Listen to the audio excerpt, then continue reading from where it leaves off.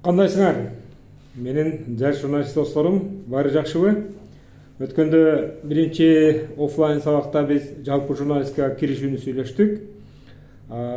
Журналистиканын ичинде кандай этаптар менен өсүп өнүгүү болгон, кыргыз журналистикасы ошол жөнүндө маалымат алдыңар. Анан негизгиси ушу жаңылык жанрына токтолгонбуз. Мен өткөндө WhatsApp'тан кимде кандай эсимде калган маалыматтар болду деп суроо берсем, бир тооңар абдан жакшы урунттуу учурларды белгилеп өттүңөр. Мен кубанычтамын. Анткени өтүлгөн темабыздан бир тооңарда жакшы маалыматтар болгон экен. Негизгиси бүгүн биз жаңылыктан, мына силерге тапшырма берилген болчу, жаңылык жазуу боюнча. Ошонун астында сүйлөшөлү. Мен анча авторлордун жаңылыгына анализ жасап берем. Бирок негизгиси, достор, бир нече биздин журналисттерибизден, жаш журналисттерибизден макала келип түштү. Негизгиси аракет бар, бирок бизди дагы машыктыра турган, дагы бир иштей турган бир-эки жагдайлар бар экен, мен ошону белгилеп коеюн. Бул жаңылык жазууга чейин.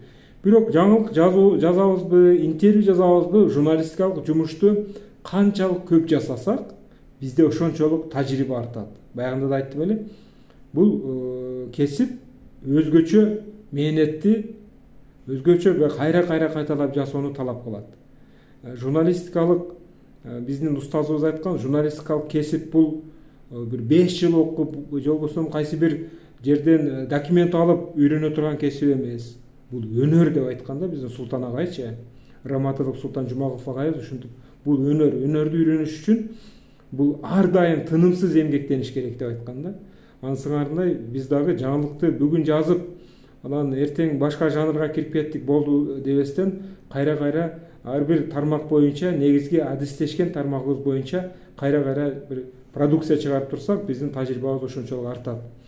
Анан эмне үчүн жаңылык жазабыз? Эми азыр соцсет күчөп кетти го. Эми гезитке жаңылык жазып текст менен иштөөнүн эмне зарылы бар деген. Эми силер антип ойлобойсуңар, анткени биринчи сабакта биз негизги максатты түшүндүрүп бергенбиз, бирок ушундай бир суроо болуп калса, мен дагы бир жолу кайталап коеюн. Текст менен, сөз менен иштөө бул журналистикада өтө маанилүү. Өтө маанилүү. Бир сөздү ордун алмаштырып койгондо сүйлөмдүн такыр мааниси өзгөрүп кетет. Бир эле сөздө эмес, кала берсе бир илеп менен, же болбосо пунктуациялык белгилер бар. Точка, бүтүр, ар бир ушундай белгилердин дагы журналистикада, гезитте болобу, сайтта болобу, кайсы гана тармак болбосун, өтө бир чоң мааниси бар. Чоң мааниси бар. Ошондуктан биз бул тармакка көнүп, бул тармакта мыкты адист болуш үчүн, мыкты журналист болуш үчүн албетте биз кайра жазышыбыз керек. Биздин бир нечеңерден жаңылыктар келди. Бир нечеңерде мен азаматсыңар деймин. Ал жаңылыктар боюнча офлайн жолугушуубузда кенен ар бир жаңылык боюнча талкуу болот, жана мээнет кылган, эмгек кылган биздин жаш журналисттерибиздин эмгеги сөзсүз эске алынат. Азыр мен бул жерде 3 жаңылыкка токтолуп кетсем. Бул жакта менде компьютерде ачылып турат. Биринчиси мына Элмира Асылбек кызы. Элмира Асылбек кызынын жаңылыгында Япониянын колдоосу негизинде Каса Миң долбоору деп узун эле сүйлөм менен жазылганда, долбоору Ош, Жалал Абад, Баткен областарындагы айылдарды өнүктүрүү боюнча эл сурамжылоодо кайсы нерселер айылга жетишсиз, аларды тизмектеп биз төмөндөгүдөй бөлдүк деп биринчи, экинчи, үчүнчү деп бир нерсе тизмектер жазып чыккан. Эң көп добуш топтогон айылга 3 нерсенин бирөөнү жеңип чыкса, айыл өкмөтүнө берилет дейт дагы. Анан ынтымак айылы мусор ташуучу, мусор эмес, бизде таштанды деген сөз бар. Таштанды чыгаруучу КамАЗга деп жазыш керек болчу. Мусор ташуучу КамАЗга эң көп добуш берип, жүк ташуучу унага ээ болушту дейт. Мындайча айтканда, бул жерде жаңылыктын мындай коомчулукка, элге эң маанилүү болгон жери төмөнгө түшүп кеткен да. Балким бул жерде биз биринчи эле чүй дегенде эле эмне дейбиз? Ынтымак айылы таштанды чыгаруучу унага ээ болду деп баштасак, окурманда суроо болот. Эгерде мына ушул темага кызыккан окурман болсо, же көрөрман болсо, биздин материалыбыздын, журналисттик материалыбыздын ылдый жагына кирет. Сайт болсо, сайттын ичине кирет. балким көпчүлүгүнө кызыгы жок, ошон үчүн бул маалыматты көрбөй да коюшу мүмкүн. Ал эми ушул темага кызыккандар ичине кирет, андан кийин материалдын бул кантип ээ болуп калды, ушунун жана жогоруда айтып кеткендей кандай этаптардан сынак өттү, дагы башка сынактын башка тармактары бар беле деген маалыматты кийинчерээк берсек жакшы болмок. Эми кийинки жаңылык жөнүндө айтайын. Мусурманкул Абдумаликовдун жаңылыгы. Мусурманкул эмне жөнүндө жазып атат? Буга чейин Кыргызстан менен Тажикстан ортосунда бир катар сүйлөшүүлөр болуп, Баткен областынын Лейлек районунда жолугушуулар болуп өткөн эле. Ошондой эле жогорку кызмат өкүлдөрү аба мейкиндигин пайдаланууга жана тынчтыкты сактоо боюнча келишишкен. Бул тууралуу тургундардын ою, алар жакшы жакка чечилет деген ойдо. Булакбаш айылынын тургуну болсо деп бир дагы адамдын аттарын жазган эмес. Ага жандаш эле айылдын тактап айтканда Сүлүктүү шаарынын Кайсу айылынын тургуну, анын да аты жөнү жазылган эмес. Чек ара чечилбейинче мындай келишимдер болбош керектигин, тажик тарапка ишеним жоктугун айтат дейт да. Кантсе чек арабызда такталып тынчтык болсо деп тилейм деп журналист өзүнүн тилеги менен бул жаңылыгын тыянактаган. Бул жерде эмне жөнүндө айтат? Бул жерде негизинен жергиликтүү тургундардын чек ара маселесинде мамлекеттик деңгээлде болуп аткан чечимдерине тынчсыздануунун бар экендигин айткысы келген. Бул жерде да токотеринде эле белгилеш керек болчу. Мына Баткен районундагы жолугушууларда өткөн мамлекеттер аралык комиссиялардын жолугушууларындагы жагдайларга жергиликтүү тургундар тынчсыздануусун билдирүүдө деп баштаса, мындай ошондо анан деталдаштырып кирип кетсек болот. Экинчиден бул жерде эң чоң мен ката деп айтайын, маалымат булагы көрсөтүлгөн эмес. Маалымат булагы, мисалы, Батма Үсөнова, Акылбек Эшматов дегендей, балким кээде тургундар өзүнүн атын айткысы келбейт. Андай мезгилде так белгилеш керек. Лейлек районунун Булакбаш айылынын атын айткысы келбеген тургуну деп белгилесек болот. Ал атын айткысы келбеген тургунун бир гана сен билесиң, кандайдыр бир ушул жаңылыгың бир талаш тартыш жаратып калган мезгилде, сотко жетип калган мезгилде, ал сенин маалымат булагың өтө зарыл болсо ачыкка чыгарсаң болот. Болбосо ал сенин журналисттик сырың бойдон сактала берсе боло берет. Бул жерде дагы жогорудагы жаңылыктагыдай бир ката кетирген.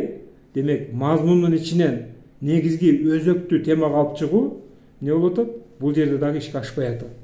Ал эми үчүнчү жаңылыгыбыз Максат Кыргызбаевдин жаңылыгы. Максат Кыргызбаевдин жаңылыгы Бишкекте кафе-ресторандар той топур Куран окутуу өткөрүүдөн баш тартышты дейт. Көрдүңөрбү? Максаттын жаңылыгында, жазган жаңылыгында бир аз профессионализм сакталган. Бул жерде негизги айтайын деген ойду, маалыматтын ичиндеги негизги ойду өзөктү биринчи планга алып чыгып атат. Көрдүңөрбү? Мына жаңылыктар эмнени айткың келсе, ошонун токетерин башында, темасында белгилеп коюшубуз керек. Андан ары жаңылык мындай уланат. Бүгүн 3 февралда Бишкек шаарында жайгашкан бир топ чайкана, кафе-ресторандар той топур Куран өткөрүүдөн баш тартышты дейт. Бул интрига, туурабы? Эмне үчүн баш тартты экен деп баарыбыз эмне кылып атабыз? Кызыгып атабыз. Жергиликтүү өз ача башкаруу органдарынын өкүлдөрү ири кафе-ресторандардын жетекчилери менен жолугушуп, жогоруда айтылган иш-чараларды өткөрүү максатында өз ара макулдашууга келишкенин билдиришти. Берде да жергиликтүү өз ача башкаруу деп айтыптыр, бирок конкреттүү маалымат булагы так көрсөтүлгөн эмес.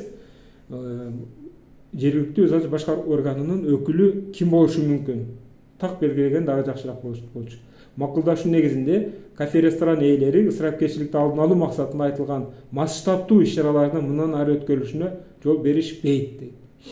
Окуянын жүрүшүндө мындай жолугушуу эл районунда да болуп өттү. Жекешкелер дин өкүлдөрүн чакырып, келе жаткан Рамазан айында тутулуучу орозо тууралуу маалымат берип кетүүсүн суранышкан.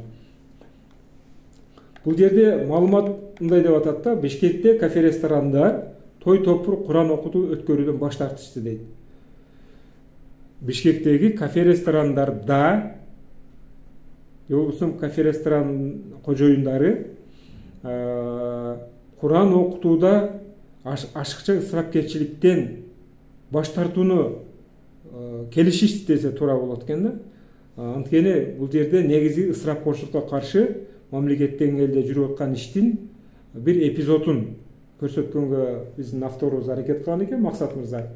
Ошондуктан мындай да жаңылыкта мүмкүн болушунча биринчи кезекте тактыкка өзөктү гана айтууга, ашыкча сөздөрдү колдонбоого көңүл бурабыз. Анткени биздин окурмандын, эгер сайт болсо көрүүчүнүн убактысы өтө тар. Ошон үчүн ток этерин айтабыз. Аны кантип билебиз? Мисалы, ашыкча сөздү кантип билебиз? Анын билүүнүн эң оңой жолу мында тажрыйба кылып кайра кайталаш керек. Бир сүйлөмдү жазып бүткөндөн кийин арасынан бир сөздү өчүрөсүң. Өчүргөнүңдө сенин айтайын деген оюң бузулган жокпу? Демек ал ашыкча сөз. Айтайын деген оюң бузулуп калдыбы? Маалымат жетишсиз болуп калдыбы? Анда аны кайра ордуна коюп коюш керек. Маалымат супсак же жетишсиз болуп калбаш керек. Эгерде сен ошол сөздү колдонбосоң дагы сенин берейин деген оюң, айтайын деген жаңылыгың жеткиликтүү болуп аткан болсо, демек ал сөз ашыкча. Ашыкча сөздү билүүнүн бирден бир ыкмасы ушул. Аны мен сөзүмдү жыйынтыктап атып, урматтуу менин окуучуларым, Кудай буюрса мына эртең 7 февраль күнү саат 13:00 силерди офисте Муслима, менин жардамчым, күтөт. Мына ушул башка авторлордун да жаңылыктарын талкуулап, силерде мен жалпы жонунан алынган картинада баарыңарда материал тексттин структурасы боюнча, тексттин курамы, стилистикасы боюнча силерге маалымат жетишсиз болуп атат. Ошондуктан эртең саат 1:00 баарыңарды күтөбүз. Сөзсүз келип катышкыла. Текстти кандай жазабыз, жаңылыктын структурасы кандай түзүлөт, ошол боюнча бир нече көнүгүүлөр, мисалдар менен биздин Муслима журналистибиз, Муслима силерге мастер-класс өтүп берет. Урматтуу окуучулар, урматтуу студенттерим, урматтуу келечектеги журналисттер. Кудай буюрса мына силер кадам шилтеп чоң калем дүйнөсүнүн ичине кирип баратасыңар. Силерде биринчи кезекте бекем ишеним болсун. Силер кеч жатарда болобу же баскан турганда болобу, өзүңөргө дайыма бир мындай кыялданууну, келечекте сен кандай журналист болосуң, кандай материалдар жаратасың, кандай теманын үстүндө иштейсиң, ошону кыялданып, ошону пландаштырып, ошонун иштин, практикалык иштердин, сабактардын арасында сөз ошонун айланасында ой жүгүртүп, ошону бир кагазга жазышыбыз керек. Анан өсүп өнүгүү үчүн бизге эмне керек? Бизге 4 нерсени эске алып коелу. Балким силер буга чейин жөн каалап койдуңар да. Силерге окшогон миңдеген студенттер бар, журналист болууну каалаган. Эгерде ал каалоо боюнча турса, ага эч кандай аракет коштолбосо, ага жетүү мүмкүн эмес. Адамдардын баардыгы эле каалоолору ишке аша бербейт. Качан гана каалоо не болот? Кыялга айланат да, кыялга. Сени бир бийиктиктерге алуучу кыял болуп, сени мындай тынчыңды алып баштайт. Бирок кыял дагы, эгерде аракет коштолбосо, кыял бойдон калып кетет. Мына улуу муундардан да сурасаңар болот, кайсы кыялыңыз ишке ашпай калды десең, бир нече нерсени санап берет. Эмне үчүн? Анткени ал дагы кыялга бир аракетти кошкон эмес. Аракет деген эмне? Ал аракет деген бул максат. Максатты биз не кылабыз? Кагазга белгилеп жазабыз. Мына силер жазгансыңар. Мына биз жарыя бергенде силер ошол жарыяга атайын убакыт бөлүп келдиңер, катышып атасыңар, ошол максатты жазгансыңар. Дагы жазабыз. Эринбейбиз, Мына жазгандан эч качан эринбейбиз. Ошо жазып, биз максаттарды жазганыбызда биздин пландарыбыз келип чыгат ал жерде. Максаттардын ичинен пландарыбыз келип чыгат. Пландарды түрдүү форматта жазсак болот. Балким 5 жылга, балким 10 жылга, балким 1 күнгө. Негизгиси жазылыш керек да. Мына студенттерге эң сонун мына ушул нерсени адатка айландырып алсаңар, азыркы мына калыптанып аткан мезгилиңерде бул өтө жакшы, өсүп өнүгөм деген инсан үчүн өтө жакшы сапат. Күндөлүк жазуу, план жазуу, жазган пландардын канчалык деңгээлде аткарылып атканын көзөмөлдөө, кайсы иш максатына жетти, кайсы планым ишке ашты, кайсы планым ашпай атат, эмне үчүн ашпай атат, ошонун үстүнөн анализ жүргүзүү ийгиликке жетем деген ар бир инсандын алтын эрежеси, алтын сапаты. Ошондо силерди чакырып кетем. Мына ар бир берилген тапшырманы жазып атасыңар, ошону сөзсүз дептер атып, дептерге да жазгыла. Телефонго жазып коем, WhatsApp'та сакталып турат, Анан менин башка жагымда сакталып турат дегенге такыр ынанбагыла. Мына менде бир нече дептерлерим бар. Аябай дептерим көп. Дептерге эмне кылабыз? Кайра жазабыз, өчүрөбүз. Жаңы күндө жаңы планды жазабыз. Кечээки күнгө аткарылган иштерге белги коебуз. Силерге дагы ошондой кылып, эртеңки күндүн планына демек саат 1:00 келебиз. Тексттин технологиясы, структурасы боюнча Муслим эжеке бизге кээ бирлерге эжеке болушу мүмкүн, кээ бирлерге балким курбуңар болушу мүмкүн. Кесиптешибиз деп айткыла, бизге ушул боюнча өзүнүн билгенин бөлүшөт деп жазып койгула. Кудай буйрса эртең көрүшкүлө, анан 4-күнү өзүбүздүн планыбыздагы баягы оффлайн сабагыбызды дагы кошумча жарыялайм. Саламатта болгула, жакшы эс алгыла.